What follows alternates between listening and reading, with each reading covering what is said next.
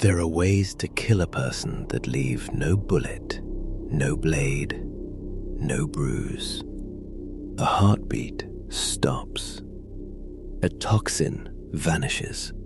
The coroner signs natural causes, and the world moves on. During the Cold War, testimony emerged about a weapon designed to do exactly that. Not to explode, not to leave poison in a glass, but to imitate nature itself.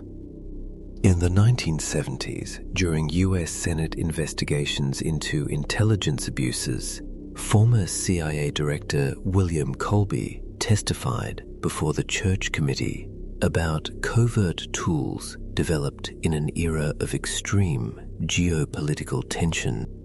Among them was a peculiar device, a gun. Not a conventional firearm, but one designed to fire a tiny dart, nearly invisible, capable of delivering a fast-acting toxin that could induce symptoms resembling a heart attack. The dart was so small it could penetrate clothing. The toxin would dissolve quickly. The entry wound would be almost undetectable. The victim might feel only a faint sting and then collapse. The official narrative described it as a research prototype, never widely deployed, a relic of Cold War paranoia. Intelligence agencies acknowledged exploring exotic weapons, but insisted oversight and policy limited their use. It was framed as a dark curiosity from another era. Case closed. Except the context was broader. The Church Committee hearings revealed assassination plots against foreign leaders, some involving toxins and unconventional delivery methods. The public learned that intelligence agencies had seriously considered eliminating targets while maintaining plausible deniability. The dart gun was reportedly capable of firing a frozen projectile containing a toxin derived from shellfish poisoning. When injected, it could cause cardiac arrest without obvious forensic traces. A death that looks natural, a weapon designed to erase itself. Skeptics argue such devices would be unreliable in real-world conditions. Toxins vary in effect. Dosage matters. Autopsies can reveal anomalies. Sustaining operational secrecy would be difficult. Yet the acknowledgement that such research occurred opened a door. If prototypes existed, how far did development go? And was the United States alone? The Soviet Union demonstrated its own ingenuity in 1978 when Bulgarian dissident Georgy Markov was killed in London with a ricin pellet fired from a modified umbrella. That assassination left a pellet behind. But what if another method left nothing? The most unsettling element is not that intelligence agencies experimented with assassination tools. It is that the objective was deniability, a weapon whose success depended on invisibility. Cold War programs often blurred the line between research and deployment. Covert authority operated in classified channels. Documentation was limited. Oversight was uneven.